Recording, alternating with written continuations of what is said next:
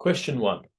The following table shows values of fx and gx for different values of x. Both f and g are one-to-one functions. Right, cool. So here we're given, obviously, yeah, x values, okay? And if we plug these x values into either fx or gx, that will give us these results respectively. Okay, so that's good to know. So part A asks us to find g0. All right, so in order to do this, okay, we need to go along the x line, all right, and find when it says 0, which is here. Okay, and then we simply just go down to the gx line and we find that the value of g of 0 is -2. Okay, so we'll put that in. G of 0 is equal to -2. All right, part B asks us to find fog 0 or f of g of 0, which is a composite function question. Yeah, you may have heard it being called fog or goth functions. Essentially, oh, whoops, that's not my pen. F dot g of x is the same as writing f of g of x. Okay, so essentially what we need to do is substitute in x is equal to 0 into g of x, right, which we have done, actually, funnily enough, in part A. Then take that value of g of 0 and plug that into f of x, okay? So from part A, we know, so if we move, I'm going to put this into blue because this is just a general idea of how we can picture this, but yeah, we'll go there. All right, I'll lob it in that blue. Okay, so we need to find f dot g of 0, which will be the same as f of g of 0. And so from part A, we know that g of 0 is equal to -2, right? So this is going to equal f of -2, all right? And then we'll go back up to our table, okay? So go across the x line, find where x is equal to -2, which is here, and then we go down to our f of x line, which is here, and we get the answer of fog of 0, or f of g of 0, is equal to 8. Okay, cool. And we'll leave my little highlighter there, right? Okay. Now, moving on to part C, we have find the value of x such that fx equals 0. So they've put a bit of a spin on this question here. So rather than asking us to, find an x value and then plug that into either one of the functions, we're doing the reverse. We're being told what the value of the function is when you substitute in an unknown x value, and we've got to find the x value. Okay, so all we do for this one is we go to our f of x line. Okay, so f of x line, here we'll go into a green. Go f of x line, go along here, find where it says 0. It says 0 there. Okay, oh, that's a big one there. Okay, and then go up to the x line, and we see that x is going to be equal to 3. All right, and so then f of x equals 0, therefore x is equal to 3.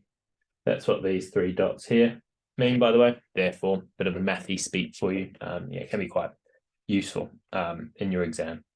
And yeah, that is the answer to question 1.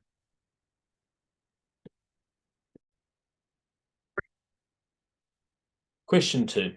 The nth term of an arithmetic sequence is given by un is equal to 15 minus 3n. Part A asks us to state the value of the first term u1. Right, okay, so let's highlight or underline this expression that we're given at the top for the nth term. And yeah, let's highlight this bit. So u1. So for this, what we're going to do is we're going to sub substitute in sub n equals 1 into the equation un is equal to 15 minus 3n, right? And so that's going to give us un, beg your pardon, u1, because n is equal to 1. u1 is equal to 15 minus 3 times by 1, which just equals 15 minus 3, which is going to be 12. All right, and so then, yeah, we can put over here, therefore, u1 is equal to 12. Lovely. Okay, let's move on to part B. So, given that the nth term of the sequence is negative 33, we've got to find the value of n. Okay, so we're told that un is equal to negative 33, and got to backtrack. So essentially doing the opposite to what we did in part A.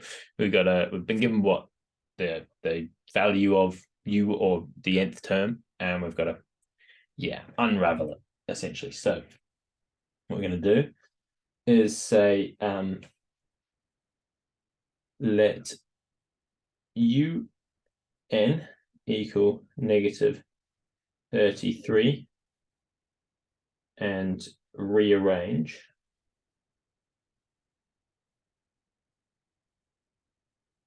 for n. Okay, so we're going to let un equal negative 33. So negative 33 is equal to 15 minus 3n. Okay, so from here, what I'm going to do is, first of all, I will let's subtract 15 from both sides, right? And then that's going to give me negative 48 over here is equal to negative 3n. And then next, I'm going to divide by negative 3. And then that's going to give me what we got. 16 is equal to n. All right, and then that is our answer there. Okay, so n is equal to 16. All right, let's move on to part C. Okay, find the common difference, D. Okay, so to help us out with this one, we're going to bring over, or I'm going to write down the nth term formula, which is given in your formula booklet for an arithmetic sequence. It's good to get familiar with this one, though it is given to you in that formula booklet. And it is as follows. un is equal to u1 plus n minus 1 multiplied by d. Okay, so we don't know d, but there are a few things that we do know, okay? We know that u1 is equal to, as we found at the top, 12, okay? Equally, we know that u16 is equal to negative 33. So I could plug in n is equal to 16 into this formula that we've got here and sort of unravel it to find d. I hope you don't mind the term unravel. Rearrange perhaps would be more familiar. So yeah, let's go and do that. So substitute n is equal to 16. And so we'll have u16 is equal to, in fact, let's write this in. Let's write this in. We'll go, this is going to give us in fact, we'll go into blue. u16 is equal to u1 plus 16 minus 1 multiplied by d. Okay, so now let's plug in the values that we know. So we know u16 is negative 33. We know u1 is 12. We can sort of solve 16 minus 1, which is going to be 15. So 15d. All right. And so then from here, my first port of call would be to subtract 12 from both sides. Let's do that. So bring this down here and say subtract 12. And so negative 33 subtract 12 is going to give me negative 45. So negative 45 is equal to 15d.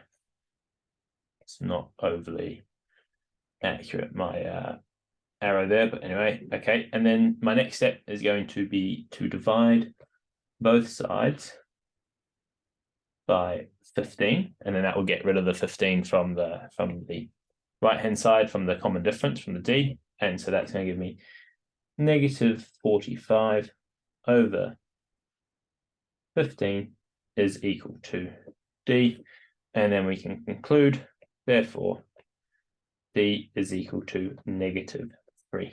And then that is the answer, full answer to part 2, question 2, beg your pardon. Question 3. Consider any 3 consecutive integers, n-1, n, and n+1. Part A asks, prove that the sum of these 3 integers is always divisible by 3.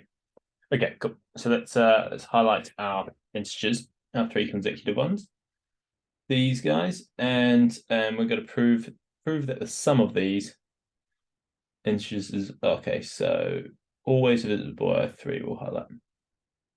Okay, and the sum. All right, so first of all, let's go and sum up these integers and see what we find.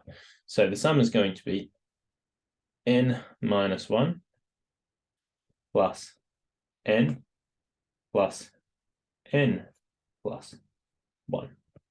Okay, which would be the same as if we just got rid of all the brackets. We don't, brackets there are to just show that they're sort of separate integers, but we don't need them, so we can sort of get rid of all of them here. And now we can kind of see that we end up having 3 positive n's, a negative 1, and a positive 1. So essentially this negative 1 and this positive 1, they're just going to cancel each other out.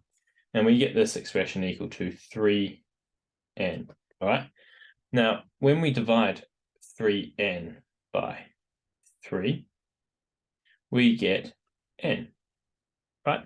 And we were told here I can cancel those out as well, cancel the 3's. And so we got 3n divided by 3 is equal to n. And we were also told that at the start they were integers. And so we can sort of conclude, therefore, the sum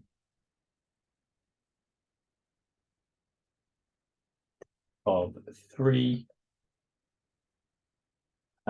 consecutive, let's see if I can fit that in there, consecutive integers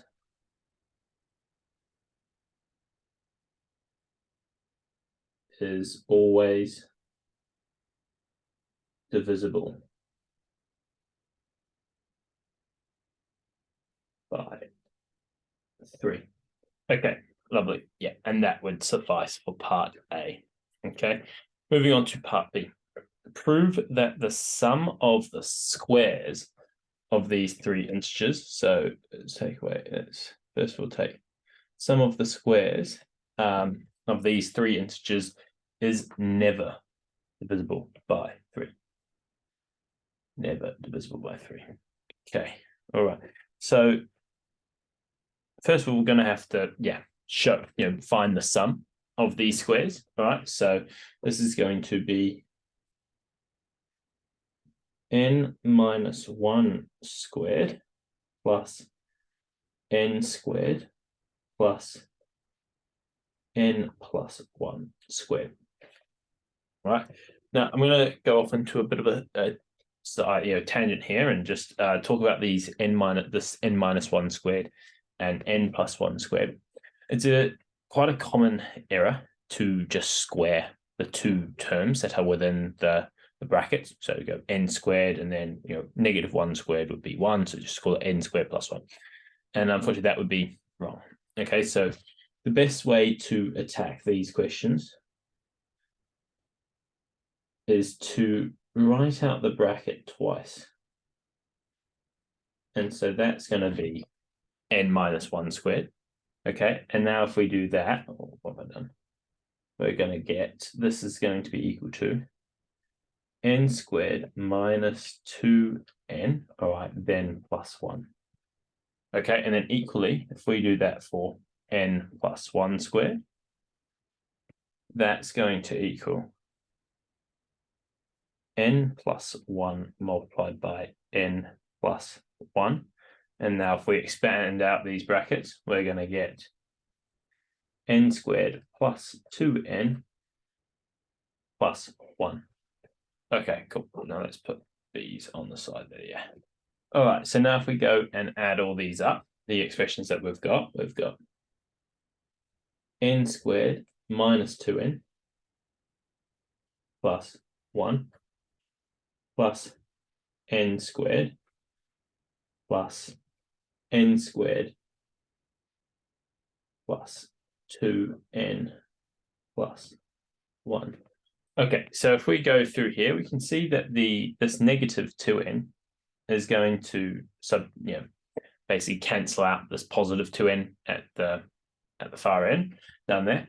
And so we have n squared here, n squared here, n squared here. Okay, so they're all going to add up together to give us 3n squared. And this one is going to add onto this one here and give us plus 2. All right, so the sum of the squares are equal to 3n squared plus 2. And what I'm going to do is let's bring it down this first line and show that. Okay, so therefore, we'll put a little therefore sign on the left-hand side here. The sum of the squares come to this. Now, when we go about dividing this expression here, 3n squared by 3, we end up getting this. So 3n squared plus 2 divided by 3 is the same as writing 3n squared divided by 3 plus 2/3. And so once again, we can cancel out these 3's here and we get n squared plus 2/3. All right, and so we've shown that when we divide the sum of these squares here, we are left with when we add the sum of the squares here and then divide it by 3, we are left with n squared plus 2/3, all right, which will never be an integer. And so we can go on and say, therefore, n squared is always an integer.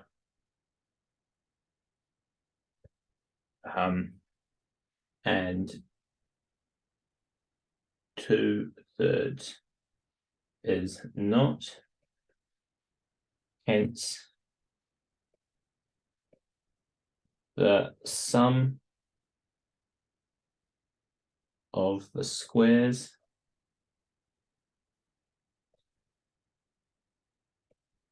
is never divisible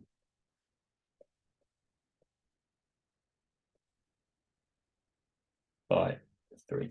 All right, and then that is our answer to question 3, beg your pardon, question 3. Question 4. A function f is defined by fx is equal to 2x minus 1 over x plus 1, where x is an element of real numbers and x cannot equal -1. Part A asks, the graph of y equals fx has a vertical asymptote and a horizontal asymptote. Write down the equation of part 1, the vertical asymptote, and part 2, the horizontal asymptote. Okay, so for the vertical asymptote, this will always be in the form of x equals a number. And you'll find quite often that this is given in the first line of the question, okay? Which here we're told we've got x cannot equal -1. Now, the reason why x can't equal -1 is if we were to put that x equals -1 into the denominator here, we would get 0. And we can't divide by 0 because then our function is undefined. Okay, so that is a bit of a hard and fast rule that you can take. So the vertical asymptote here is going to be x is equal to -1. we will copy this down and we'll do all the working. It's on the next page here, so we'll do it down there. Now, the horizontal asymptote for these functions, which they're called rational functions, and I'll give you their form as well. So the form of rational functions are ax plus b over cx plus d. All right, and so that's essentially what we have for f here. And we will write the horizontal asymptote as the limit as x tends to positive and negative infinity of fx. Now, I know that might not mean an awful lot yet, but I will explain that as we go down. All right, so let me get rid of this here. Let's come down. So I'll write a bit of a note in blue, so you wouldn't have to write this, the blue bit here in your exam, but the red bit that I write will be the kind of the answer. All right, the answer plus the working. All right, so for any rational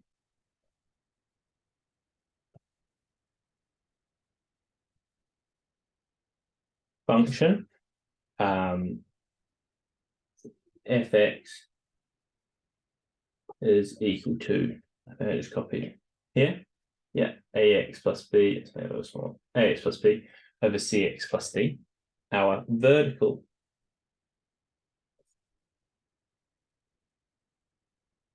asymptote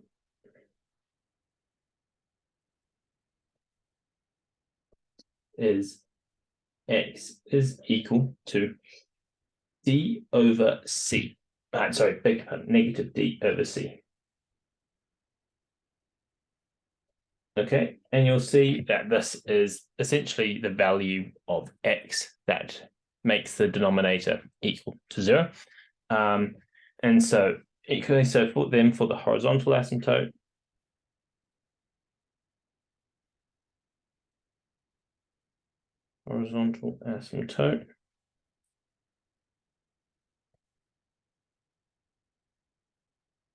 is y is equal to negative a, sorry, what am I doing? Not negative, just a over c. So effectively the coefficients of x divided by each other. So yeah, a over c. So if we were to write our answers in here, so first of all, we're asked to put in the vertical asymptote. So let's just write this. We'll go vertical asymptote is style red, right? X is equal to -1.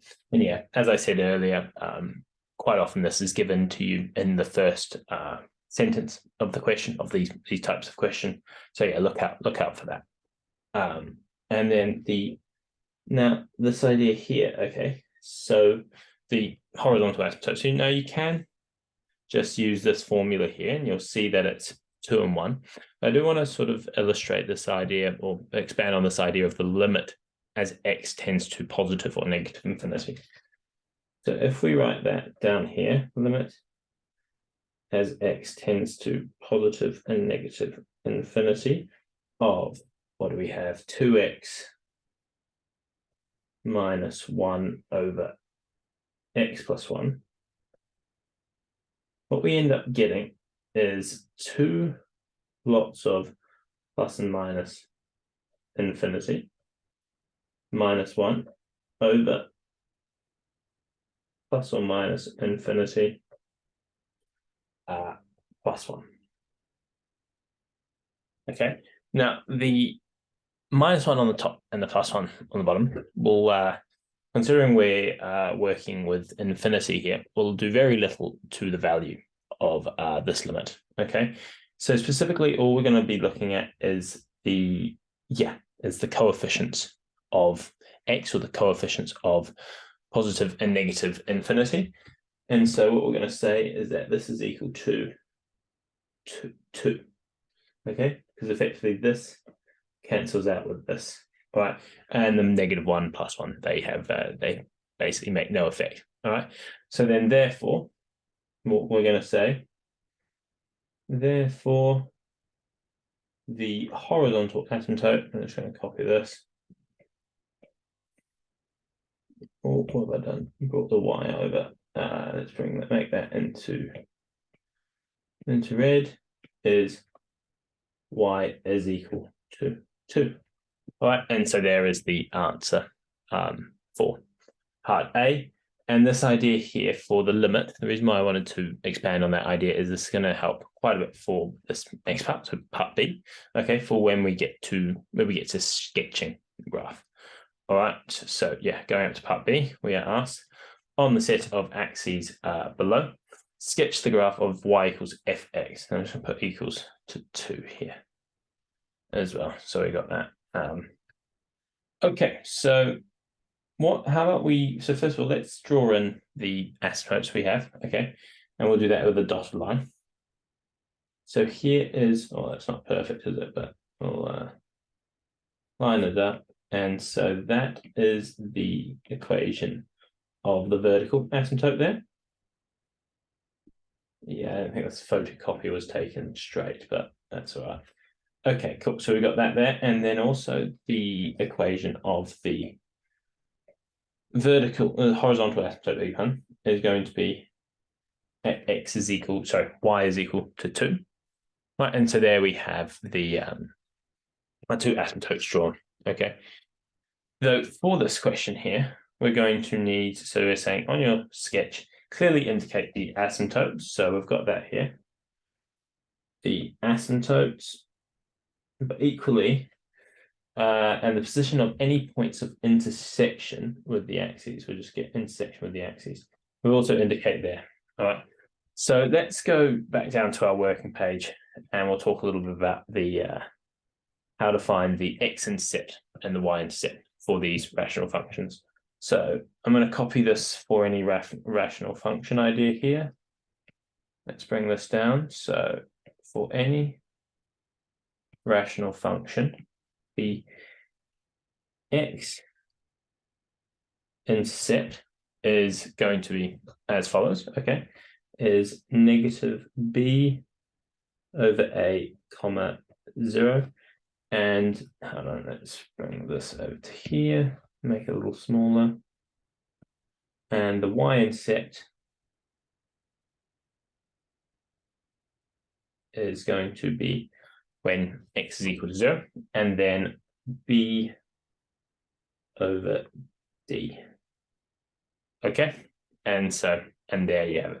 And you can also, if you forget this, the x-intercept is when the function or y is equal to 0. So you can go through and just sort of solve that. Okay, and the y-intercept is when x is equal to 0. And then just expanding a little bit on the idea of the x-intercept when the function is equal to 0. When you're trying to find that, all you're concerned about is making the numerator equal to 0, because it doesn't matter what you divide 0 by, it's always 0. So yeah, 0 divided by anything is always going to be equal to 0. That's all we'll be concerned about there. Okay, cool. So then in terms of our question here, we got x. The x-intercept here is going to be not negative a half. It's going to be, what do we have? So yeah, negative 1 over 2, big pun, yeah. No, sorry, because we've already got negative 1, so it's negative 1. So yeah, just a half, comma 0. And the y-intercept is going to be equal to 0, comma, and then b over d, which is negative 1 over d, which was 1, which is just negative 1. All right, cool. So there we have our x-intercept and y-intercept. Let's mark that on a graph here. So we got our x-intercept here of 1/2, comma 0. Okay, and then equally the y-intercept, which was 0, comma negative 1. And I'm just going to zoom in a little bit here. Move this guy to there, and move this guy slightly over to there. Okay, cool. So there we have now the x-intercept, y-intercept, and also our asymptotes drawn. Let's just mark those. We'll say this is where y is equal to 2, and this is where x is equal to -1, for our vertical asymptote.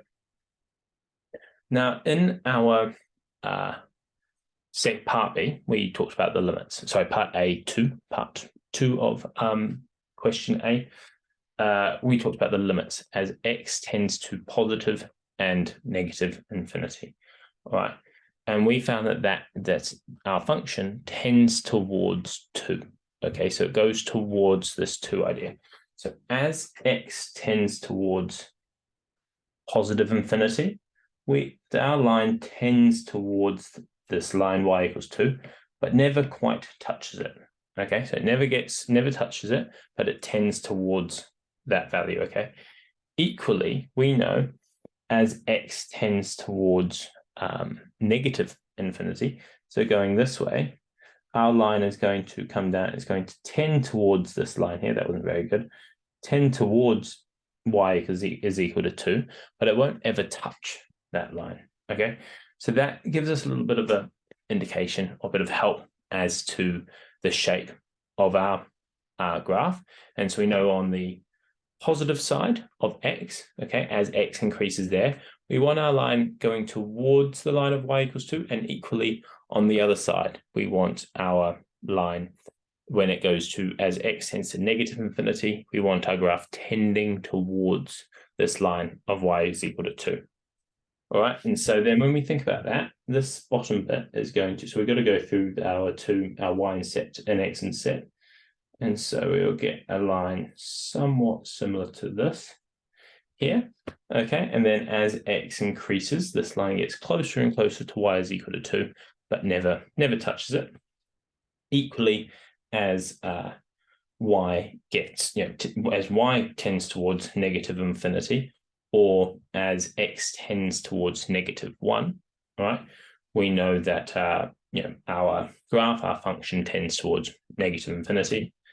Okay, and then now we go up to the top, and so we also know that on this negative side, okay, so around here, we need our graph tending towards y is equal to 2, but never quite touching it. All right, and so then we get this idea here, where we come through and we go out like this. All right, and then there we have our graph, okay, of fx, of y is equal to fx. And yeah, that should suffice for part B. Okay, let's move on. Part C asks, hence solve the inequality. 0 is less than 2x minus 1 over x plus 1, which is less than 2. Okay, so if we look at our graph here, we need to find when our function fx, because this expression here is just fx. So going up to our graph, we've got to find when is the value of fx between 0 and 2. Okay, and we can specifically see that is from this point onwards here. Okay, yeah, so from the x-intercept onwards, all right? And we know that since we found the limit, that fx will never touch, it will never get to y is equal to 2. So simply the answer, or the solving this inequality, is just x needs to be more than a half, right?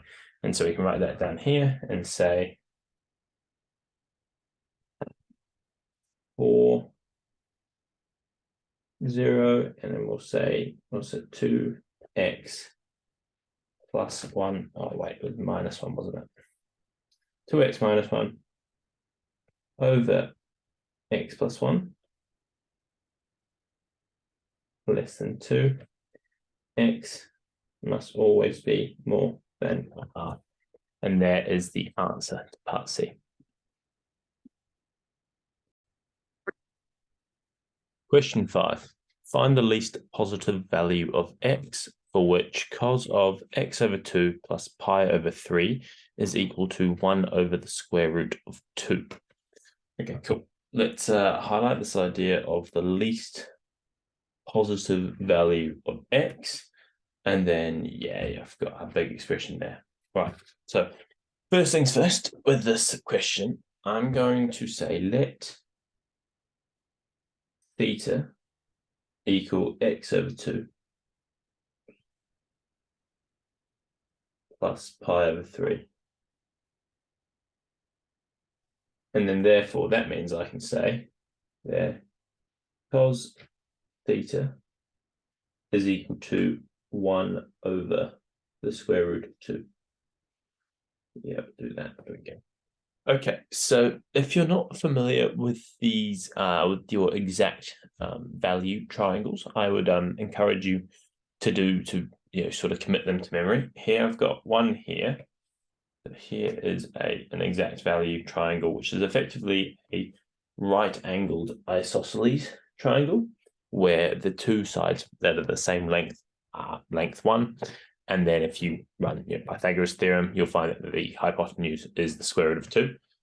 And then from here, you'll be able to find the exact values of cos, sine, tan of 45 degrees or pi over 4.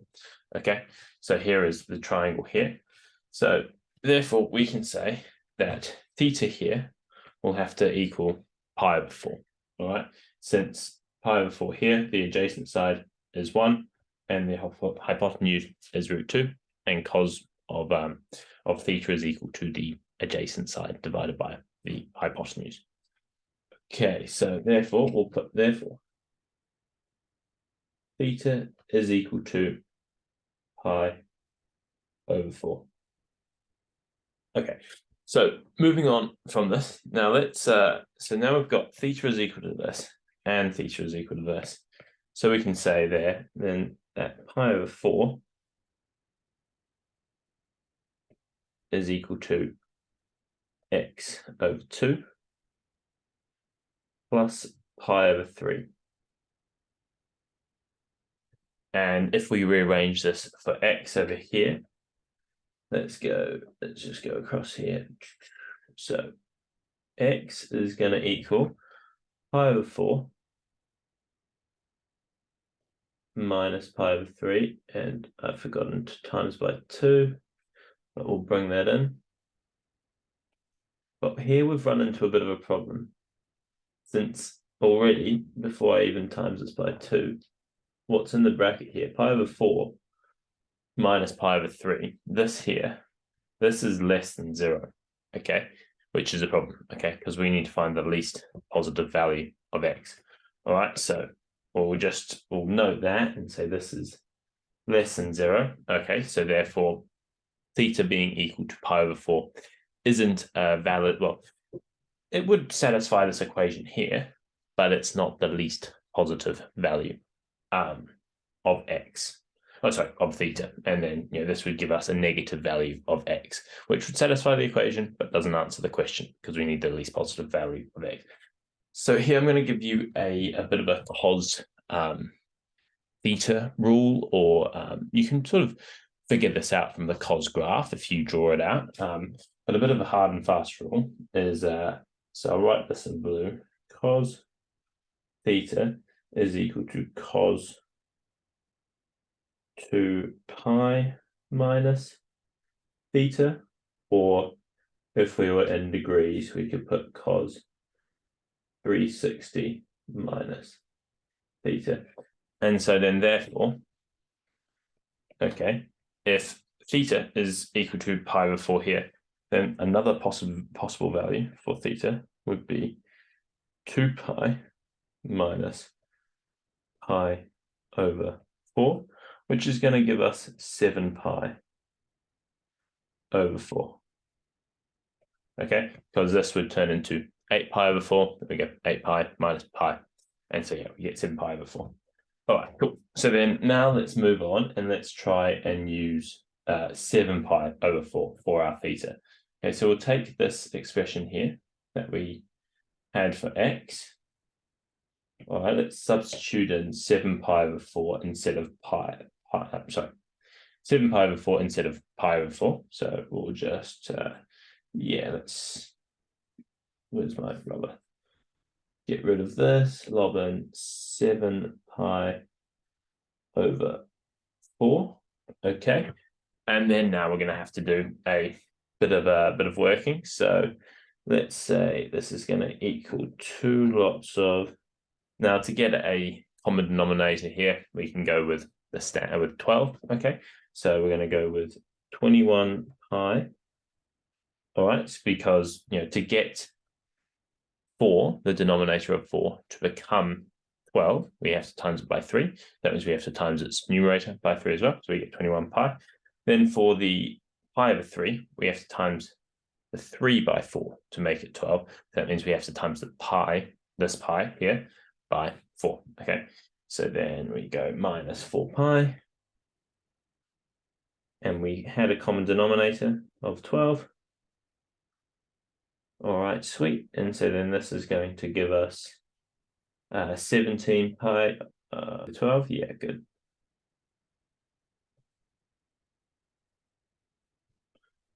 Sweet. Okay, cool. And then that is going to equal 34 pi over 12.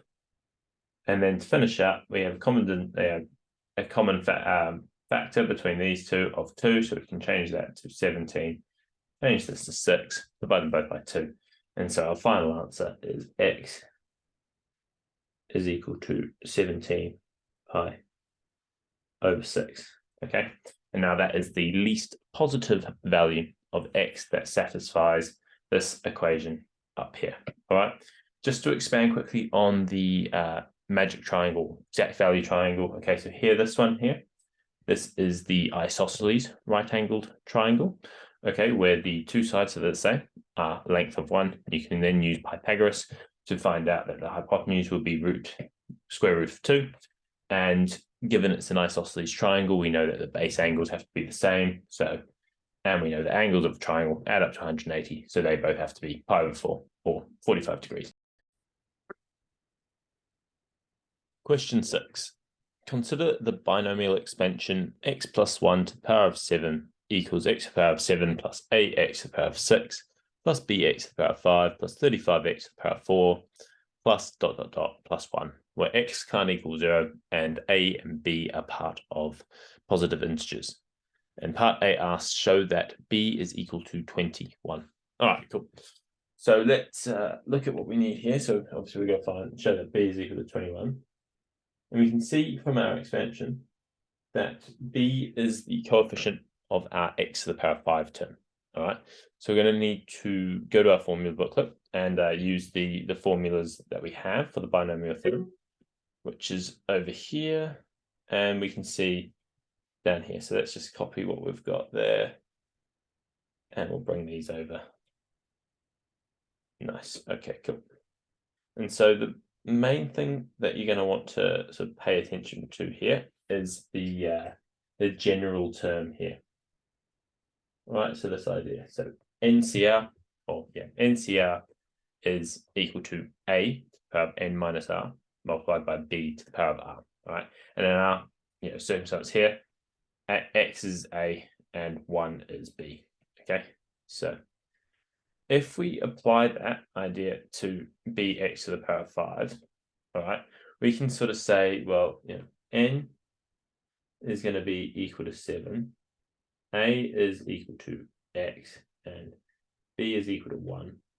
And we got to do a bit of thinking to find out what r is, but unfortunately it's not too tricky. So if we're trying to find the x to the power of 5 term, x to the power of 5 term, which is, funnily enough, equal to b, all right, which is going to equal n, so NCR, and n is 7, all right, we'll put r down here for now, 7CR multiplied by x to the power of 7 minus r, and multiplied by 1 to the power of r, okay?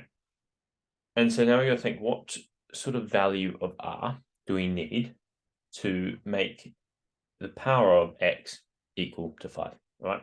And when we sort of go through this, we can sort of conclude that it's going to be 2, all right? Because 7 minus 2 is equal to 5, right? So therefore, r is equal to 2, and we can sort of bring our working down. Let's grab this. Bring it down, let's change r's to 2, and then another 2. All right, cool. And so we know that 1 to the power of anything is just going to stay as 1. We know that this has now become x to the power of 5, so that's happy. So we can conclude that b is going to equal 7c2. And actually, to be technically correct here, how about we put in bx to the power of 5? In fact, we'll go back it up a little bit. We'll put bx to the power of 5, x to the power of 5, and we'll include that down here as well. I don't think you'd necessarily be marked wrong if you didn't put this in, but this is just to help with understanding, okay? So then we can go over here. So therefore, b is going to equal 7c2. All right, cool. And there we go. And we can even cancel out these two terms, and 1 to the power of anything is just going to be 1. All right, cool. So now we've got b is equal to 7c2. And so now we're going to have to move on to the NCR formula, or this formula down here, where we have n factorial divided by r factorial multiplied by n minus r factorial. Okay, so if we apply this, so then we can come down here and we'll say b is going to be equal to 7 factorial over 2 factorial multiplied by 7 minus 2 factorial. All right, so there's a few things we can kind of do to make our life a little bit easier here. So if you're not familiar with what factorial meant, so 7 factorial, for example, is 7 times 6 times 4, sorry, 7 times 6 times 5 times 4 times 3 times 2 times 1, all right? And so 2 factorial is 2 times 1, right? So what we can do here is we can clean this up a little bit, and let's say we call it 2 factorial multiplied by 5 factorial, right? Because that's going to be 7 minus 2. Now, what I can do to this numerator, this 7 factorial, is I can change it to being 7 times 6 times by 5 factorial, okay? Because 5 factorial is just going to be 5 times 4 times 3 times 2 times 1, so that's the equivalent of 7 factorial. Then I can divide this now by the same thing, 2 factorial multiplied by 5 factorial, and now I have an opportunity to cancel out my 5 factorials, okay? And so that makes our life a little bit easier, and so now we've got 7 times 6 divided by 2 factorial. We already know that 2 factorial is just going to be 2, because that's just 2 times 1. So we get this is equal to 42 over 2, and then we can sort of finish out by saying therefore, b is equal to 21. And that is the answer to part A. On to part B. The third term in the expansion is the mean of the second term and the fourth term in the expansion. So I'm going to use a green highlighter for this question, okay? So the third term in the expansion, the mean, right, of the second term and the fourth term. Okay, so if we go through this and sort of have a think of what we got. So the third term is what we've just found, bx to the power of 5, and we're told that b is 21. So we can say, so this is 21x to the power of 5. The second term is ax to the power of 6, and we don't know the value of a yet. So we're probably we're gonna have to find that out. And the fourth term is 35x to the power of 4. Okay, so our first port of call will be to find out what ax to the power, or what the value of a is, okay? And the way we're going to do that is a very similar process as the part A, in terms of finding the r value that we need in order to have x to the power of 5. But in this case, we need to find the r value that's going to give us x to the power of 6, okay? And so if we look back up at this bit here, all right, let's actually use a bit of a highlighter. If we look at this bit here, we can think, what value of r do we need in order to get x to the power of 6? And so specifically, that would be looking at the 7 minus r bit, and that's going to be 1, okay? We need r to equal 1, because then we're going to get 7 minus 1, which will then give us x to the power of 6. So let's have a look at that. So we can let's bring this down here, and we'll say ax to the power of 6 is going to equal 7c1 multiplied by x to the power of, well, 7 minus 1, but let's put in 6, and then multiplied by 1 to the power of 1, which is always just going to be 1. All right. And so off to the right here, we can say, therefore, a is equal to 7c1. Now you can go through the formula here, all right, and lob this in, where we're going to get, 7 factorial divided by 1 factorial multiplied by n minus r factorial, which is going to be 6 factorial. In fact, we'll put this in.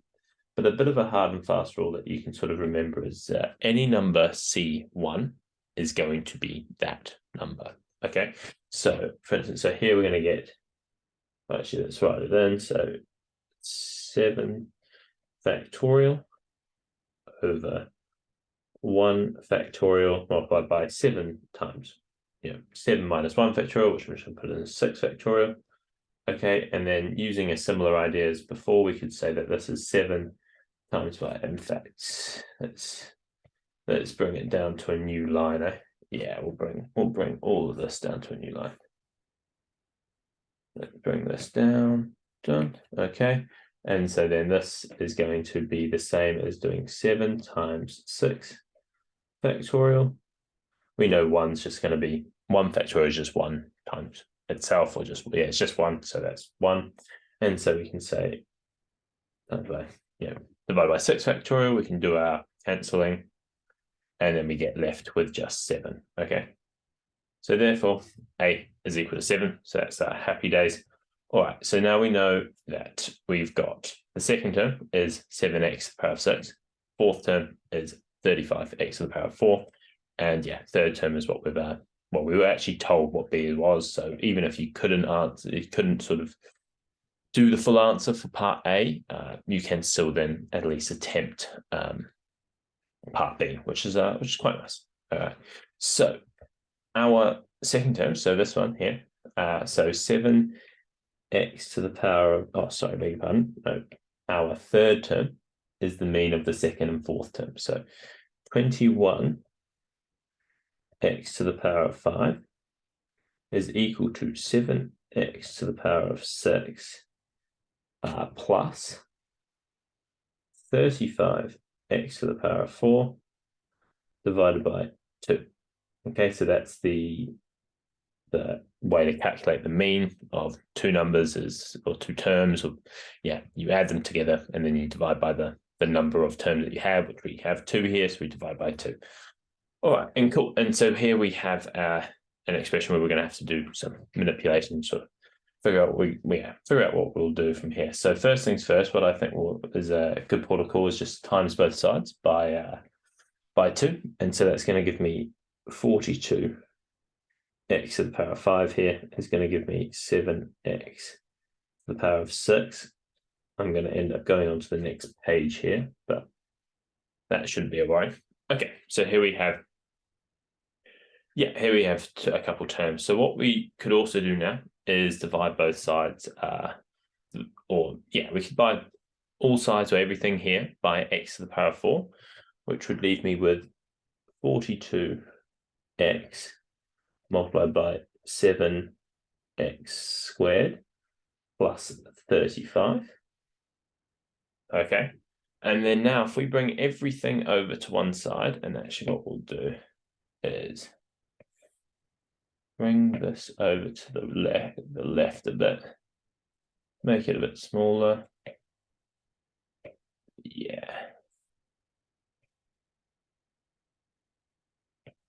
Make this a bit smaller, and then we can hopefully work off to the right. That'll do. All right, cool. And so it's just putting a line down here.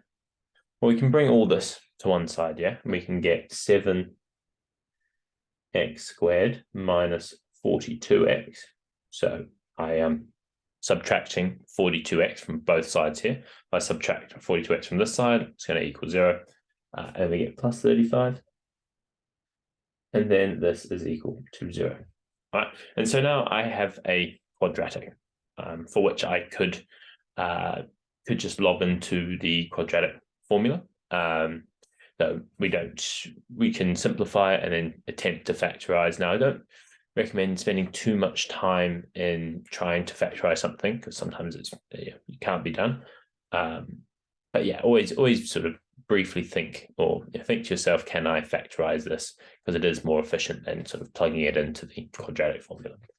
All right, and so from here we get the idea of we divide all of our terms here by 7. We'll get x squared, and we're also, so we're dividing the whole equation, so the left-hand side and the right-hand side by 7.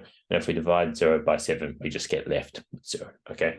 So 7x squared divided by 7 is x squared minus 6x, and then plus 5 is equal to 0, right? And so then from here, what we can do is, attempt to factorize. And so because we have a positive c value, all right?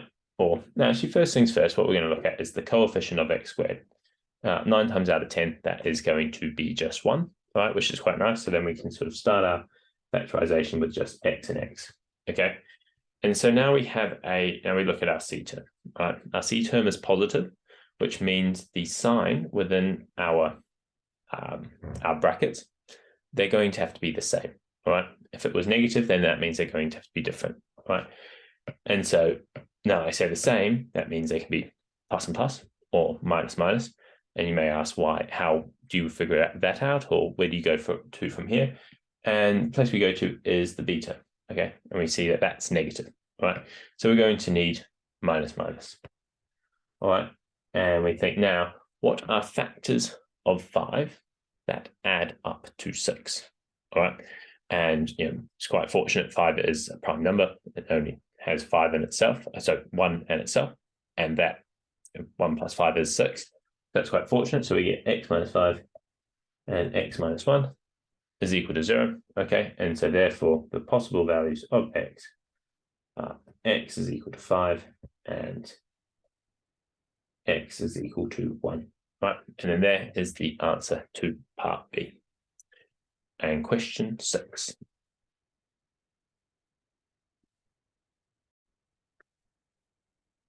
Question 7. The following diagram shows part of the graph of the quadratic function f. The graph of f has its vertex at 3, 4, and it passes through point Q as shown. Part A asks, write down the axis of symmetry.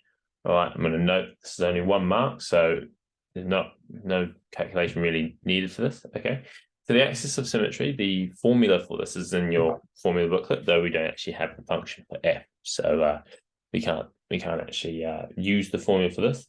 So it's always in the form of x is equal to a number, and that number is going to be the x value, or the line that sort of cuts our quadratic function or parabola in half, okay?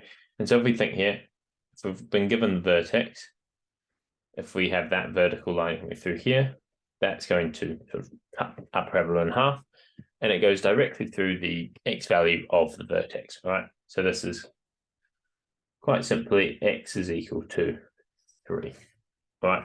And so, yeah, that is the answer to part A. We'll highlight this axis of symmetry. Okay, let's highlight this idea of vertex at 3, 4. All right, let's move down to part B. The function can be written in the form fx is equal to x minus h squared plus k. And part 1 asks us to write down the values of h and k, and part 2 asks us to it says point Q has coordinates 5, 12, find the value of A. All right, so what I'm going to do to answer this is we're going to, bring this down, bring question B down to a new page, and we'll attack it from there. Okay, nice, let's bring that there. And I'll just note that we have the vertex of f is 3, 4.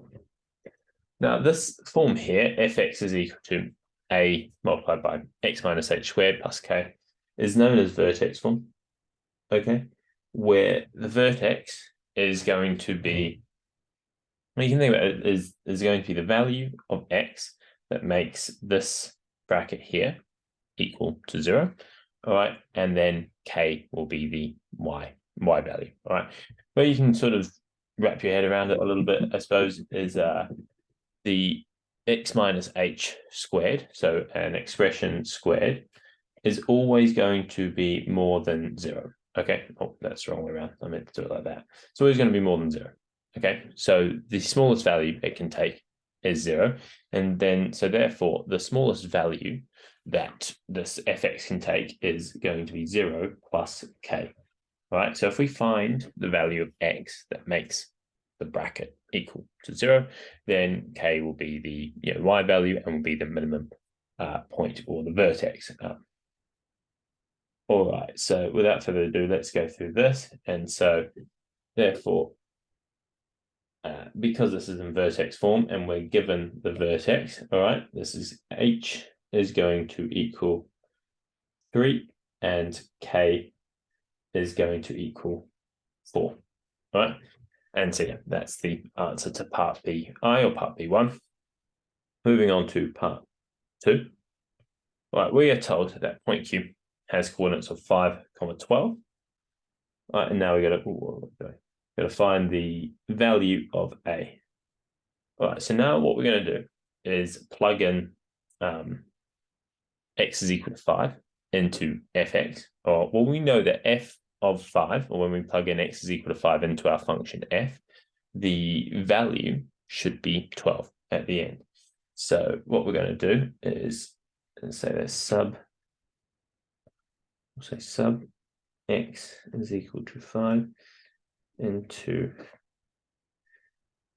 fx, and f of 5 is equal to 12. All right, and so then if we do this, we're going to go through and we'll say that f of 5 is going to equal a. I should have written and rearranged for a up the top here, but yeah, we'll see how it works when we work through. So a multiplied by 5 minus h, which we've found here, which is 3, squared, plus k, which is 4, is going to equal 12, right? And so now we just go through a process of rearranging to find a. So first things first is, let's clean up what this is going to equal here. So this is going to be 5 minus 3, which is going to be 2, and then 2 squared is going to be 4. But let's, so this is going to equal, and actually let's go over here. We'll say 4a is going to be equal to, in fact, we will put everything in and then we'll do another line, is equal to 12. And then so now what we're going to do is try and get rid of the 4 from the left-hand side. And the way we're going to do that is just subtract 4 from each side. Okay, so from the left-hand side and the right-hand side, and that's going to give us 4a is equal to 12 minus 4, which is going to be 8. And then the next thing we're going to do is going to divide by 4. So we'll do that and divide by 4 on both sides. We'll get 4a divided by 4, which will just leave us with a. And 8 divided by 4 is 2. Okay, and so there we have the value of a. Cool, let's move on to part C. So the line L is tangent to the graph of f at Q. Find the equation of L. All right, lovely. So in order to form a line or the equation of a straight line, there are 2 ingredients. I sometimes say it's a very simple recipe. 2 ingredients. You need a point and a gradient. You need a gradient of the line and a point that the line passes through. All right, so we know the point that the line passes through. It's 5, 12. But we don't know the gradient of our line yet.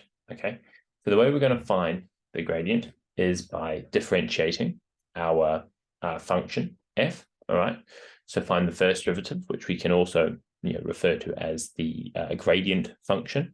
Then we will sub in x is equal to 5 into that gradient function, and that will give us the gradient of the line. And then we'll go through and find the value of so the equation of line L. All right, so let's do this. I think I should be all right. Yeah. So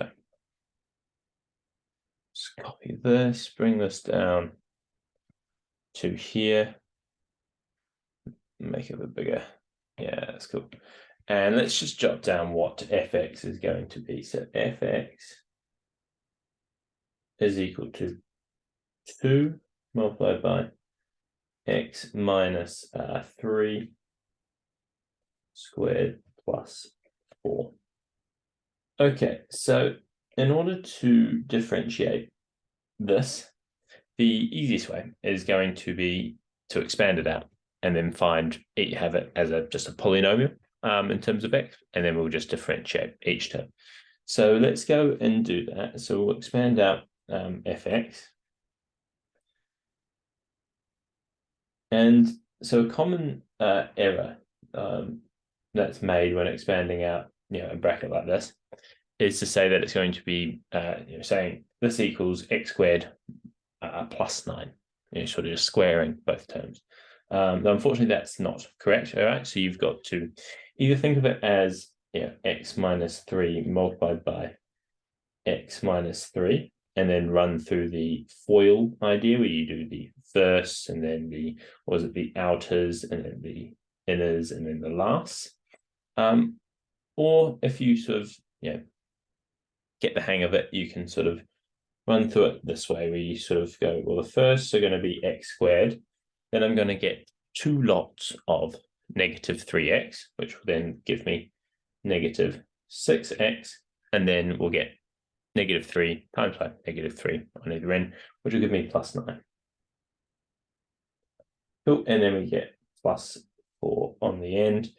Now, if we clean all this up, we'll get 2x squared minus 12x plus 18, and then plus 4, which is going to give me plus 22. And then now I have an expression for fx, sort of just as a polynomial, which is going to be easier to differentiate. Now, the formula to differentiate this is in your formula booklet, but if you have an expression, let's go into purple. So if you have fx is equal to ax to the power of n, all right, and then that's actually, we'll go, then therefore f dash x is going to equal n a x to the power of n minus 1. All right, so it's sort of a two-step process. You bring the n, the power, all right, to the front, multiply that by the coefficient, and then you have to subtract 1 off the power. All right, and so and then we do that to each term along the polynomial. All right, so we'll do that here. We'll find f dash x.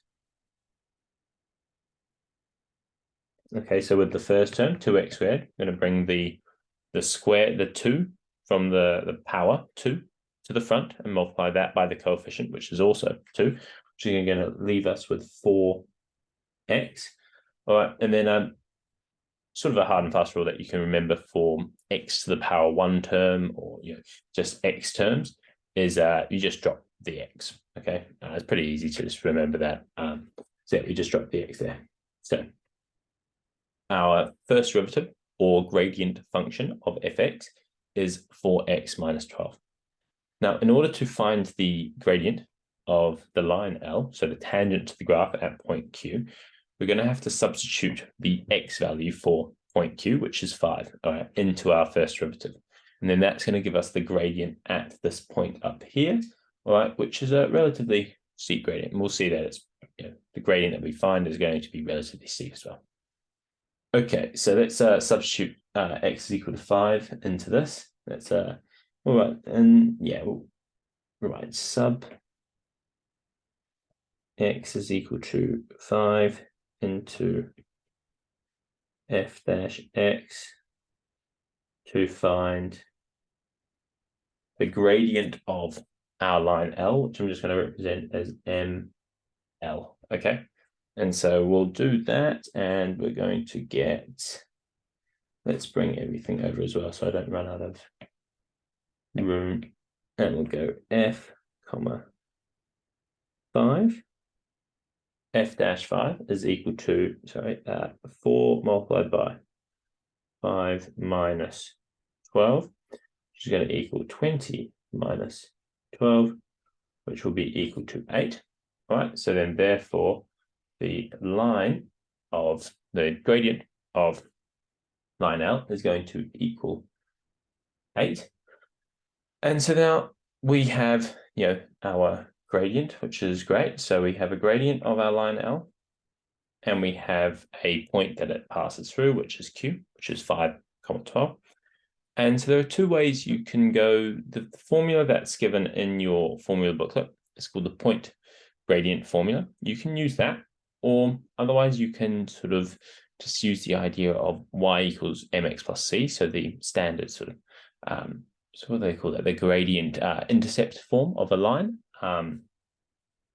And fill in the blanks. So we have m, we've got a y value, we've got an x value, and rearrange it to find c. Both are equally fine. And I'm going to show you both ways. Okay, so I'll show you both ways here. Right, to find the equation of line L. So if we come back to the formula booklet, I'll bring over the, no, wrong way, it's down here. So this point gradient formula here, y minus 1 equals m multiplied by x minus x1. So I'll bring that over. So if we were to use that on this side, all right, and we have our L is equal to, so the gradient of m is, of L is 8, and Q is 5, 12. All right, what we do is we'll go y minus, so 12 is going to be our y1 for this formula here. We go y minus 12 is equal to 8 multiplied by x minus x1, and x1 is going to be 5 multiplied by x minus 5. Now we rearrange this to get this into the form of y equals mx plus c. Now the question hasn't actually specifically said the form in which we need to leave our line in. So I generally I go back to y equals mxc as sort of my default format. And so I'd say that this is equal to y is equal to 8x minus 40 and then plus 12. So in that step, I've expanded this bracket out, and I've also added 12 onto both sides. So brought 12 over to the side, and then simply here we'll go y is equal to 8x minus 28. And so there we have the equation for our line, or the tangent to the curve at Q. And if we wanted to use just the form of, y is equal to mx plus c, the way I go about this is I sort of say, well, our y value is 12, so I log 12 in for y. Our m value, or the gradient, is 8, so I log that in for m. The x value is 5, so put that in here, and plus c, and then I just rearrange this for c. So I say 12 is equal to 40 minus c, right? And then so we can sort of say then c, therefore c is going to equal, c is going to equal 40 minus, that's meant to be plus c. So 12 minus 40, beg your pardon, 12 minus 40, and that's going to equal negative 28. And so therefore y is equal to 8x minus 28. And so yeah, there you have it. Two ways of answering the same question. And yeah, getting the equation for line L. Okay, on to part D. What have we got? Now consider the function y equals gx. The derivative of g is given by g dash x is equal to fx minus d, where d is an element of real numbers. And part D asks us to find the values of D for which G is an increasing function. And part E, we'll do these two together, okay? Part E says find the values of X for which the graph of G is concave up. All right. Okay, cool. Let's grab these and we'll go bring it down to a new page. And yeah, that'll do. Sweet.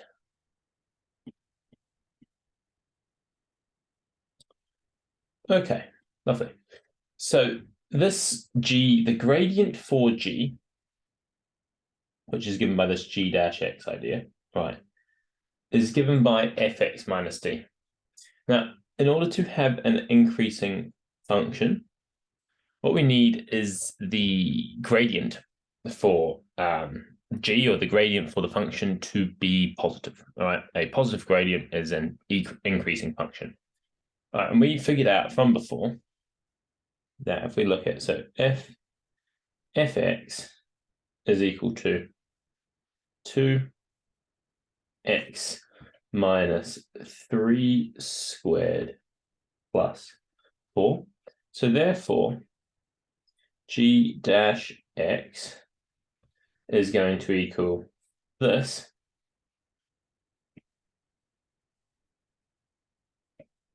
minus d. Okay, and in order for it to be increasing, we need this to be more than 0. Okay, and so if we go back to what we kind of briefly talked about before with this vertex form idea, this expression here, this 2 multiplied by x minus 3 squared, is either more than or equal to 0. Okay, so all right, so that's the minimum that can take is 0. The minimum value of this expression here, underlined by green, is going to be 0. And so the smallest value of, we talked about before, the vertex is going to be where x is equal to 3, or the x value that makes that bracket equal to 0, and then plus 4, the constant on the end. Now, so it could probably coming to you quite quickly here that the value of d that we need in order for g dash x to always be positive is we need d to be less than or equal, less than 4. Okay, so therefore d is less than 4. Okay, and yeah, that's the answer to part E. And yeah, we can go from there. All right, so now on to part E. Find the values of x for which the graph of G is concave up. All right, so going back to the idea of the derivative, and we look back when we found the first derivative of f, you'll notice that I probably didn't touch on this enough, but constants. So I won't do that in red. That's not we'll go in green. The constants disappear when we differentiate them. That's because they have the constant term on the end of a function has no influence on its gradient. Okay, only the terms that have x involved with them, or when x is an element of them, they can influence the gradient. Though constants literally just shift our graph or our function, or up and down the y-axis, shifted up and down.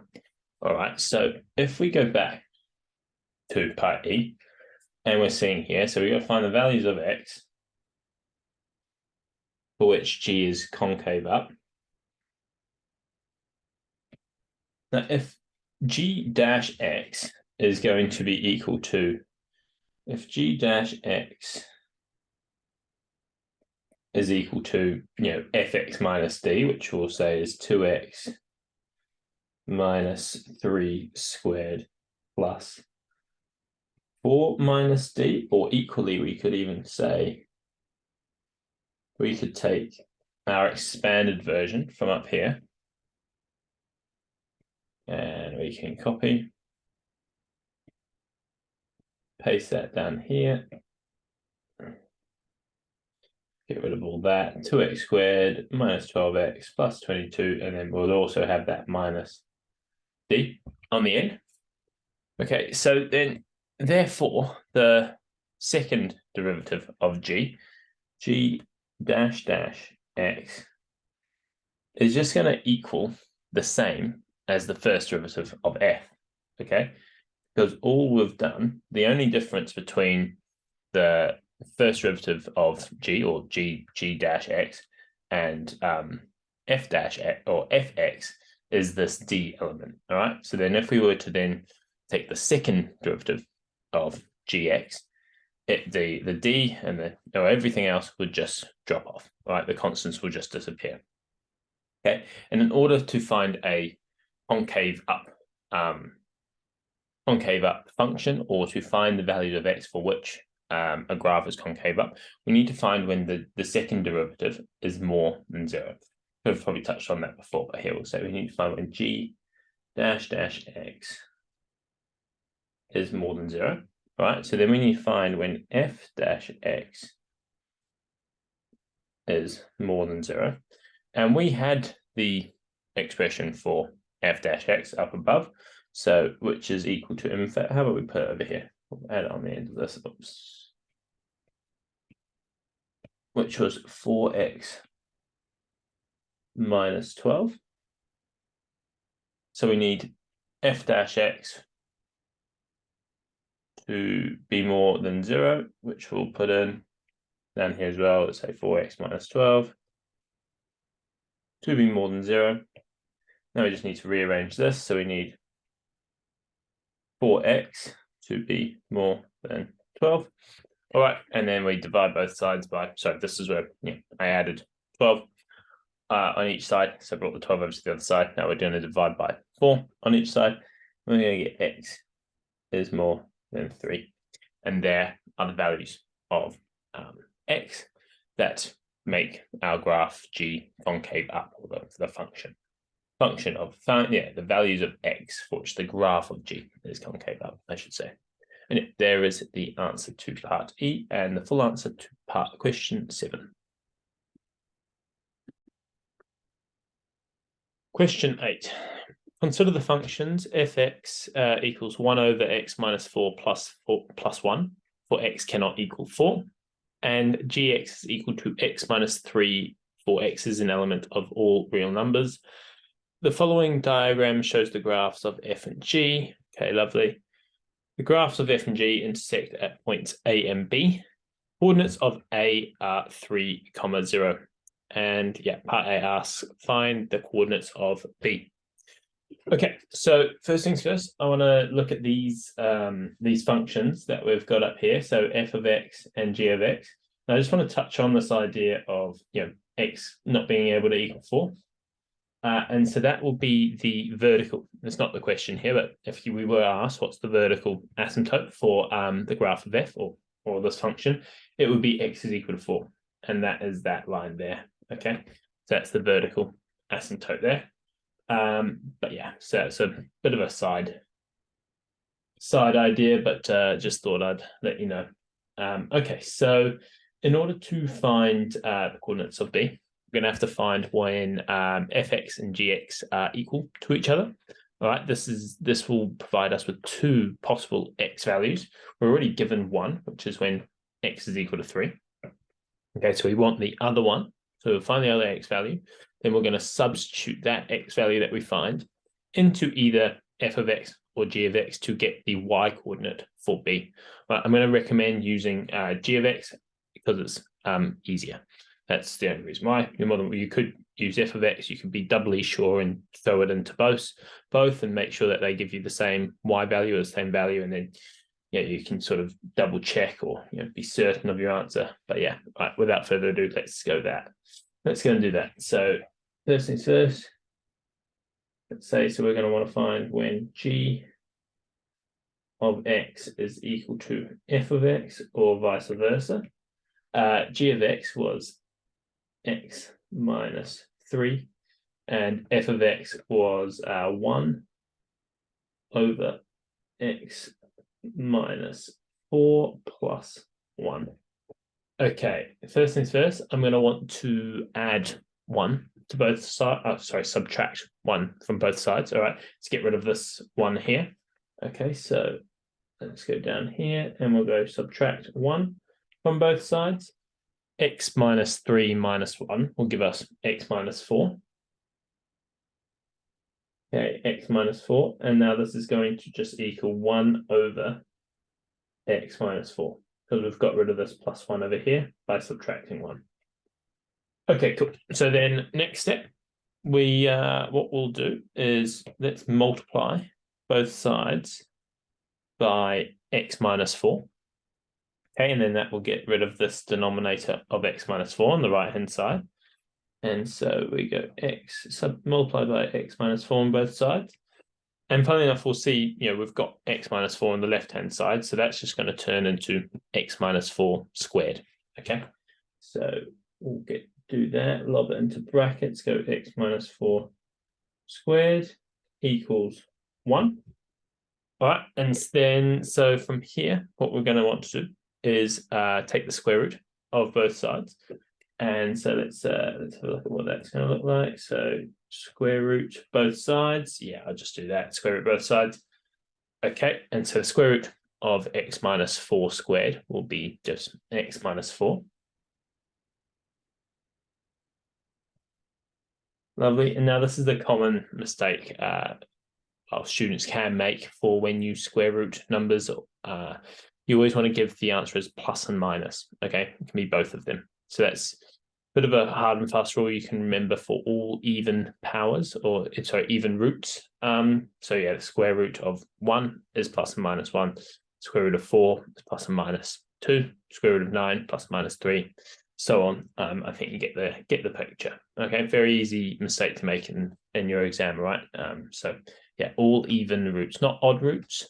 Also, not the cube root or the 5th root or whatever, but any square root or the 4th root, or if God forbid if you had to do the 6th root, then yeah, that would be a plus and minus answer. Don't worry, I don't think you're gonna have to do the 6th root. So yeah, potentially the square root definitely, and potentially the 4th root. Okay, so then yeah, this is so the square root of 1 is equal to plus and minus 1. Next step, what we're going to do is we're going to add 4 to both sides. So let's add 4 to both sides, and we will get x by itself. Okay, and so this is equal to plus and minus 1 plus 4. Okay, I'm definitely running out of room, but that's all right. And let's bring it over here. We'll that will make my working slightly smaller. Yeah, we'll go like that. That's all right. Cool. And then we'll say, so then therefore down here, minus 1 plus 4 will give us 3. Okay. But x is equal to 3 is already taken up by the coordinates of A. All right. So that's the x coordinate for A. And so then we need to do the plus 1 plus 4 answer. And so then that's going to be x is equal to 5. All right, and so then that is going to be our x coordinate for B. Okay, so that's one we want. All right, so then let's draw a little line down here, and so x is equal to 5 is our x coordinate. So I'm going to say sub x is equal to 5 into, so as I said before, I recommend using g of x because it's easier. All right, there's no you could put it into f of x if you want to challenge yourself, or you just want to make life difficult. But yeah, for efficiency, I'd say try and choose the easy route in an exam. Yeah, philosophical. Okay, so let's do that. We'll go g of 5 is going to equal, so we had g of x was x minus 3, this guy, so we're just going to go 5 minus 3, which is equal to 2. All right, so then now that gives us the y coordinate for B, and so then we can conclude therefore the coordinates of B are 5, 2, and yet there is the answer to part A.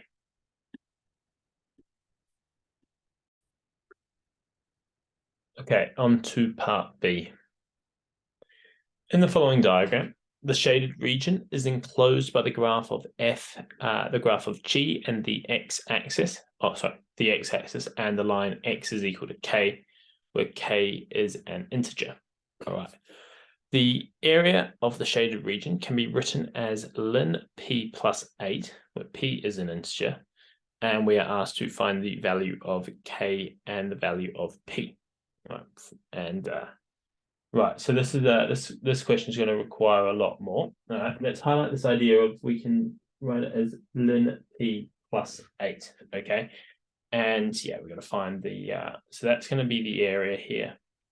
Now we could split this area into two parts. What we can do is we could split this first bit. So from B, we can draw a vertical line down, and then we effectively just have a triangle, right? For this, what we could do. In fact, I'll just shade it in red here. So here we would just have a triangle, which goes from A, which let's zoom in a little bit, which is the coordinates of that is 3, 0, and the coordinates of B were 5, 2. So let's put that in there. So then therefore the area of, we'll do this as well, Right, the area of this triangle, we can just use, half base times height. All right, so we've got a base of going from 3 to x coordinate 5, so that we'll put a little 5 down here. All right, so a base of 2 and a height of 2. Okay, and so half base times height, so half times 2 will just equal 2. All right, so we can kind of say that the area of this triangle here is equal to a half. In fact, let's zoom out. Okay, let's zoom out, and we'll go. We'll say area of triangle,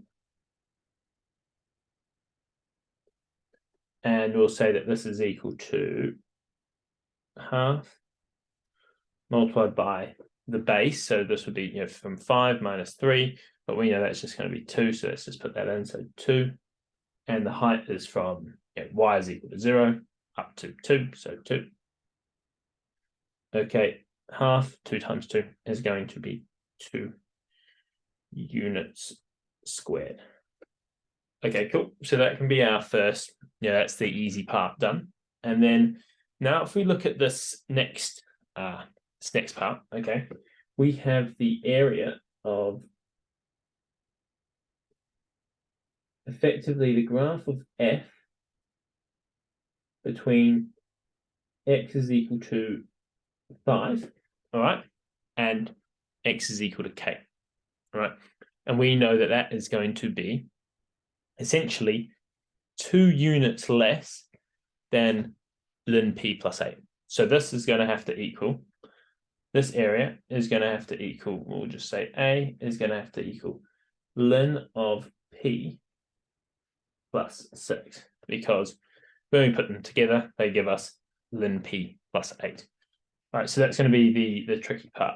All right, so let's bring this down. Let's bring this down. So the area of the shaded region. So we'll say, so ln of p plus 8 is going to equal. So the way we find the area underneath a curve and the x-axis is using a definite integral.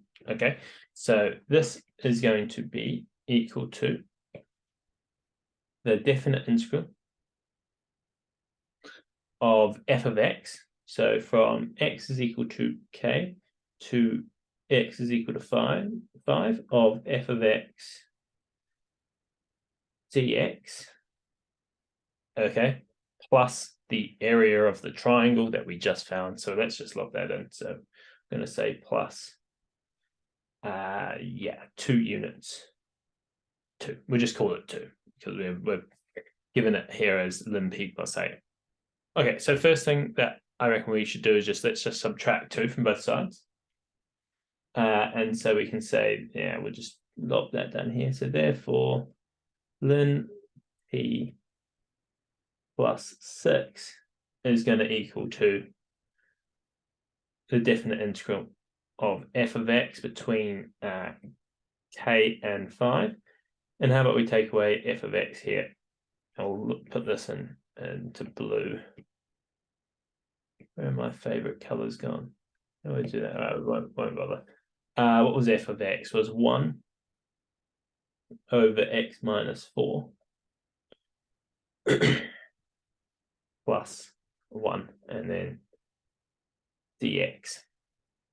Okay, so if you aren't sure on how to differentiate, sorry, beg your pardon, integrate these functions here, we will go over to, let's go over to the formula booklet and we'll show you. So we go down to our differentiation section, into calculus section, so I should say, bringing them mixed up. Right, here we have the derivative of ln x, okay, becomes 1 over x. So that means if we want to integrate it, if we want to come back the other way, that means the integral of 1 over x would become ln x. Now, these formulas are somewhat limited, because essentially what's happening here is that the coefficient of this ln bit here is 1, which we don't write in, okay? And the coefficient of this x here is 1, or specifically the derivative of x itself, the thing that's being linned, is this one, okay? So you can, yeah, there's a mixture of sort of, you could say it's like a chain rule idea, but essentially what we need to do is whatever's being linned, we need to put the derivative of what's being linned on the numerator, and then just the function, okay, x and the denominator, right? Is it? Do you get the? Oh yeah, here. Sorry, you do get the standard integrals as well down here. So this is this idea here. Okay, cool. Let's take this. Let's bring it over to here. Let's lob it in there. Standard integral there. Okay, 1 over x. And so we're going to say ln p plus 6, all right, is going to equal, so the derivative of x minus 4 itself is just 1, okay?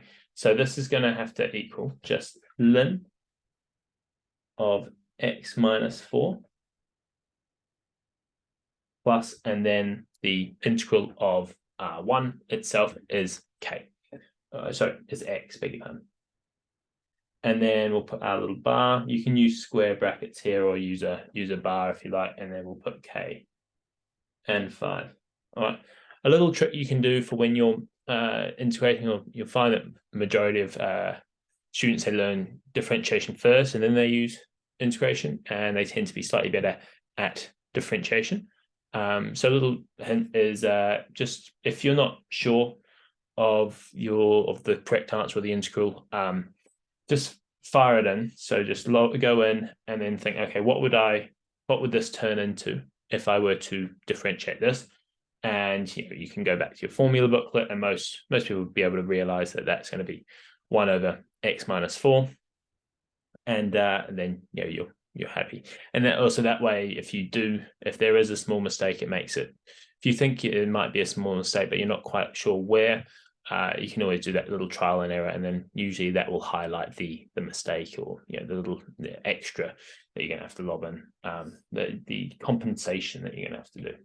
Okay, all right. So now let's find out what this is going to look like. So we're going to get ln of p plus 6 is going to equal, so we're going to have to lob in k. So let's go with square brackets. Ln of k minus 4 plus k is subtract ln of 5 minus 4 plus 5. Okay, sorry about that. I just had to resize what we had because I was going to run out of room. So anyway, let's now we just sort of sort out these brackets that we've got. So all right, ln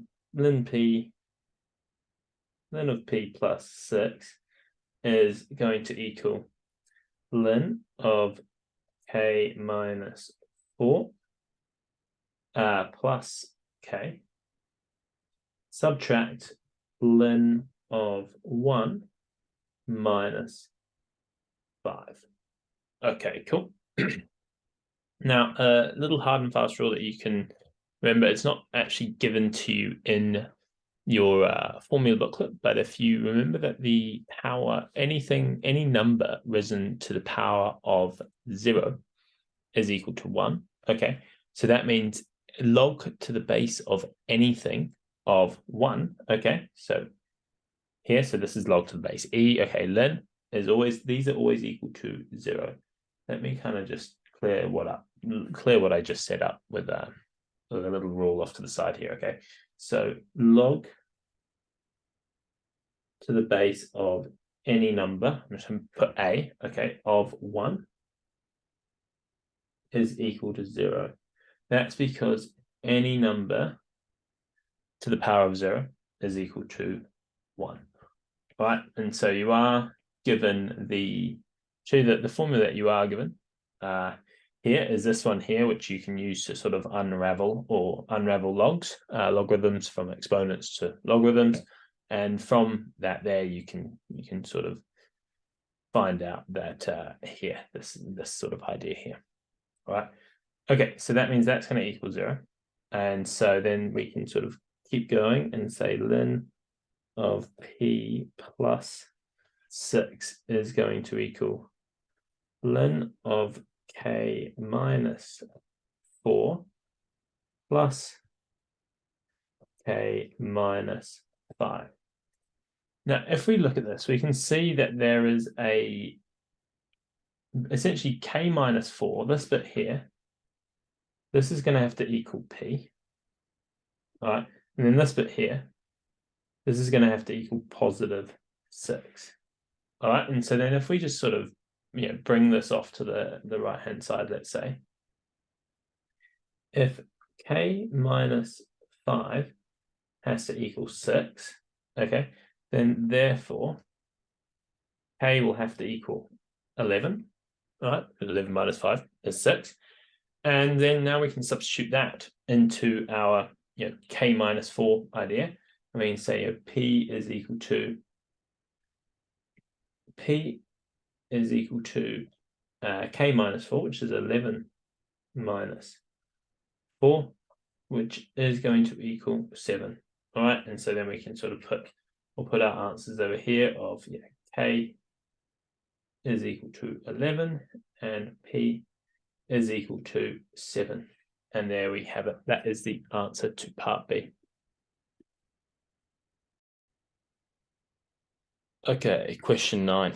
So the way we are going to look at this question is it's effectively actually 2 questions. You've got parts A, B, and C, which are all relating to this first probability distribution. And then you've got parts D and E, which almost feel like a completely new question. So we will, first of all, let's just look at parts A, B, and C together, and we'll answer them, and then we'll go on to that next bit. All right. So a biased 4-sided die with faces labeled 1, 2, 3, and 4 is rolled, and the result recorded. Let X be the result obtained when the die is rolled. The probability distribution for X is given in the following table, where P and Q are constants. Okay, so first things first, that we are gonna end up having to use this fact, but the probabilities of all these numbers here, including the constants, they're going to have to add up to 1. Okay, so that's always the case when you sort of roll a die or flip a coin. The probability of each event occurring, the sum of each of the probability of each event occurring, they need to add up to 1. So, for example, flipping a coin, 50-50 heads and tails, given it is an unbiased coin. So moving on, we have for this probability distribution, this is known that the expectation of X, so EX, is equal to 2. Part A asks, show that P is equal to 0.4 and Q is equal to 0.2. And then find, let's just look at part A for now. And what we will do is we'll take all this We'll bring this down to a new page. Bit more room. Okay, cool. Lovely. So given that we know that each event, the sum of the probabilities of each event, we know that these are going to have to add up to 1. So that can be our first equation, right? So we're going to write that in. So we're going to say P plus 0.3 plus Q plus 0.1. This is going to have to equal 1. All right. And then now if we wanted to sort of simplify this or clean it up a bit, we could sort of bring the 0.3 and the 0.1 to the other side.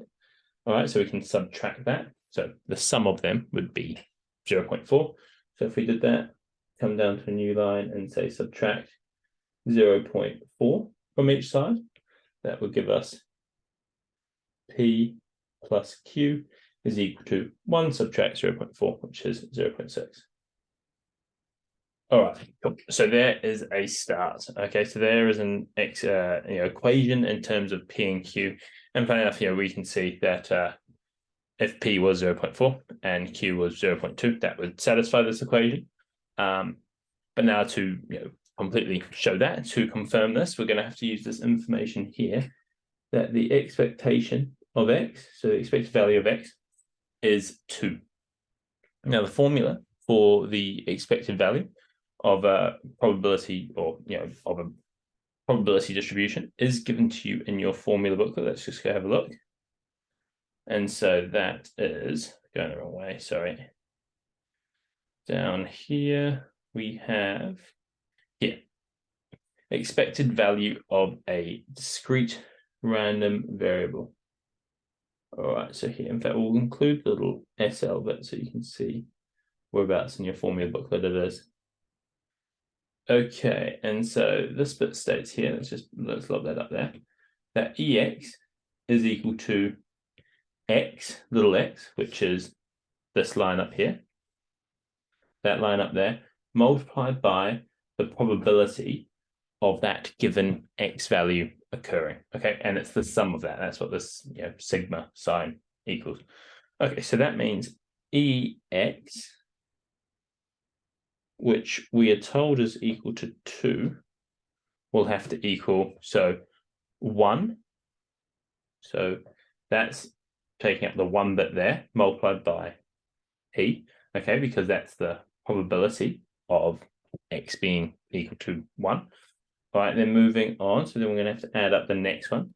So this is going to be 2 multiplied by 0.3. All right, then plus 3 multiplied by Q plus 4 multiplied by 0.1. Okay, and so then that's going to have to equal 2. So now if we go through again and we sort of clean this up a bit, we're going to get 2 is equal to, well, 1 times P is just going to be P. 2 times 0.3 is going to be 0.6. Okay, 3 times Q is going to be 3Q. Okay, and 4 times 0.1 is going to be 0.4. So we'll put that over here. And then now to clean it up again and sort of have an expression in terms of P and Q just by itself, what we will do is we'll subtract the sum of 0.6 and 0.4, which come to 1. So we'll just subtract 1 from both sides. That will leave us, I'm going to swap the sides here so we can sort of get our P and Q on the left-hand side, sort of in a similar fashion as we have up here. So we're going to get P plus 3Q is equal to 2 subtract 1, which is just 1, right? And so now effectively you have 2 equations. We can call this equation 1 and this equation 2. All right, and now we're going to have to run simultaneous equations or sort of solve these equations simultaneously. There are a few ways you can go about this. There is the elimination method, which I'm going to use here. There's also the substitution method where we could sort of get an expression. Definitely I'd say recommend probably using this one here. We could say that Q is equal to or sorry, or even P is equal to 0.6 minus Q. And then we can substitute that in for our second equation. That's a valid method, but I'm going to show you the elimination method in this case, because we have, we've got sort of just one P here and one P here. All right, so what we're going to do is effectively the equation 2 subtract equation 1, and that's going to look a little bit like this. Okay, so we're going to sort of write equation 2 on top, and so we'll write P plus 3Q is equal to 1. And now this is going to be subtract P plus Q is equal to 0.6. Now I draw a line under this, and now we sort of subtract all the terms. And you'll sort of get from the name that, I said the elimination method. And so essentially what happens here, because the coefficient of our P's are the same, and we're subtracting the two equations, the P's are eliminated from the equation. So we get P minus P, which is nothing, and we get 3Q subtract Q, which is going to give us 2Q, and then this is equal to 1 subtract 0.6, which is equal to 0.4. Okay, and then we can sort of then say, therefore, if we divide both sides by 2, we'll say divide by 2, and we can say that means Q is equal to 0.2. And then now what we're going to do to find the value of P, or show that the value of P is, as we're sort of told here, 0.4, I'm going to substitute in, okay, sub Q is equal to 0.2 into either equation, but in an exam, I would venture to suggest or encourage you to use the easiest and most efficient equation possible. And in this circumstance, it would be equation 1. There's less calculations to do. All right, so we're going to sub that into equation 1, and so that's going to be P plus 0.2 is equal to 0.6, and then we'll do a little sign. We'll subtract 0.2 from both sides, which will get our P by itself, and we get P is equal to 0.4. And then that is the answer to part A. Okay, on to part B. So part B asks, find the probability that X is more than 2. So we'll go through and do similar process as before. Bring this down to a new, we'll go onto a new page. All right. And so we already know that P is equal to 0.4 and Q is equal to 0.2. And if we're finding the probability that X is greater than 2, and we have here a discrete random variable, that means the two possibilities that we need to consider is the probability that X is equal to 3, all right, plus the probability that X is equal to 4. All right, cool. And we can quite easily get that from the Q, which was 0.2. We could even put 0.2 here. We can put 0.4 over the top there. And so this is going to be 0.2 plus the probability that X is equal to 4, which is 0.1.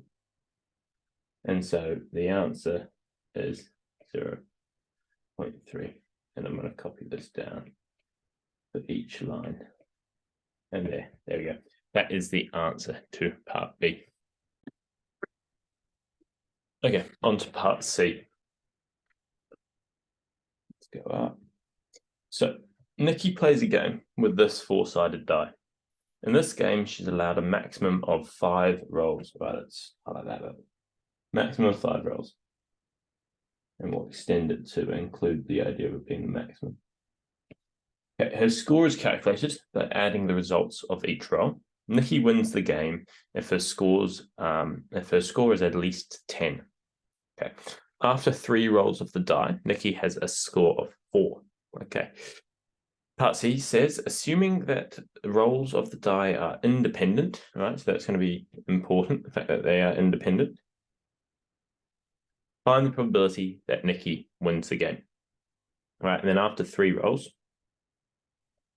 her score is only 4. She has a score of 4, which is somewhat unfortunate when we think about, how she's managed to get a score of 4 and from 3 rolls. And if we look back at our, our table up here, okay, you see the only way she will have managed that is by getting 2 1s and then a 2. So she started off pretty unlucky in this game, to say the least. All right, let's copy down our information to a new page, and we will we'll go from there. All right, yeah, we can go. We'll put it in here. All right, so if she's already done 3 rolls, okay, that means she must have 2 left. Yeah, so we'll put in C here. We'll say Nikki has 2 rolls left, and in order to win, she must score 10. She must score 10 from the 5 rolls. So, and if she's already got a score of 4, that means she must score at least 6 in these 2 rolls. Okay, so she has 2 rolls left and must score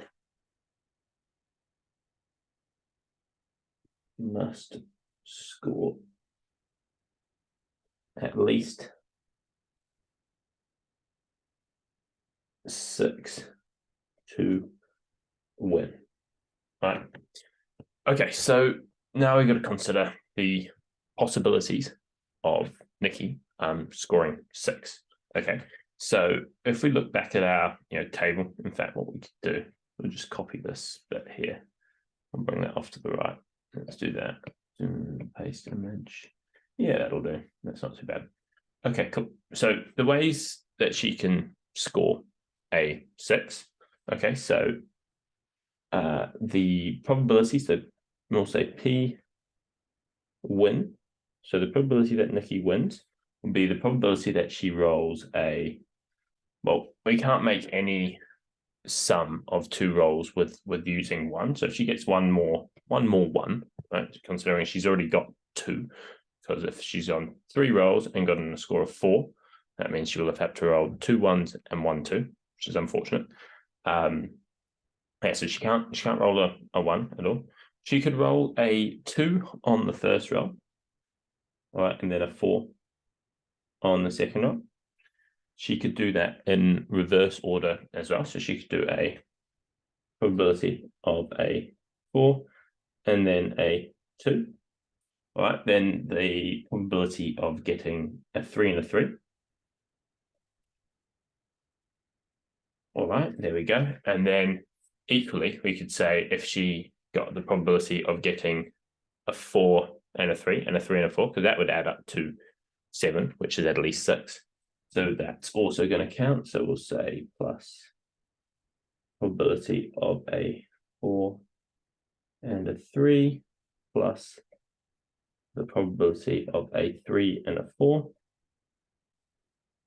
And then equally, if she rolled 2 4s, that would sum up to 8. And so that would also be okay. That would make Nikki win. So probability of a 4 and a 4.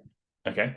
And so now if we go to our formula booklet and we try to find the probability of 2 independent events occurring, we will see that in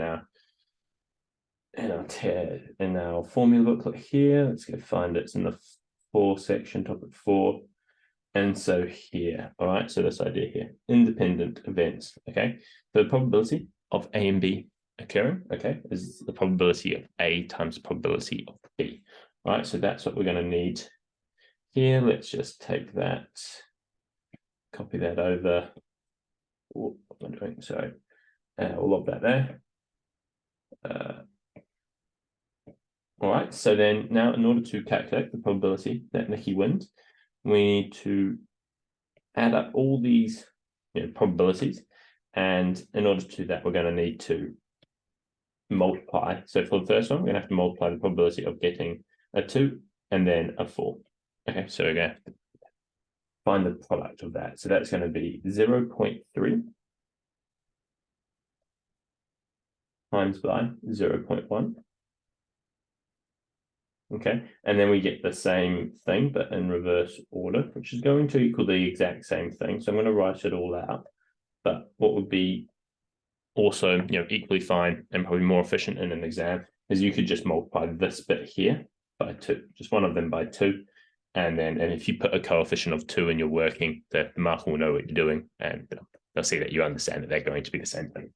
But I'm going to write out each thing as their own occurrence, if that makes sense. All right, so then the next one is going to be probability of a 3 and then a 3, which is going to be 0.2 times by 0.2. Equally, you could just put that as 0.2 squared. Probability of a 4 and a 3 is 0.1. 0.1 times by 0.2 plus the probability of then a 3 and a 4, which is 0.2 and 0.1. Sorry, yeah, the exact opposite of that. So that switched around. And 2 4s is 0.1 times 0.1, or 0.1 squared. Okay, and so now we're going to have to go through, calculate all of this. So 0.3 times 0.1 is going to be 0.03. Okay, 0.1 times 0.4 will be 0.04.